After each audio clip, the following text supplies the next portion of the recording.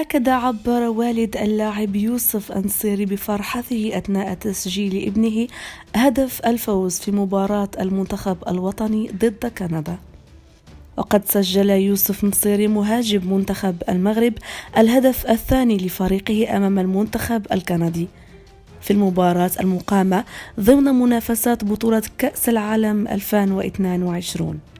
وقد أصبح اللاعب يوسف النصيري أول لاعب مغربي يسجل في نسختين مختلفتين من بطولة كأس العالم بعد تسجيله هدف في مرمى منتخب إسبانيا بمونديال 2018.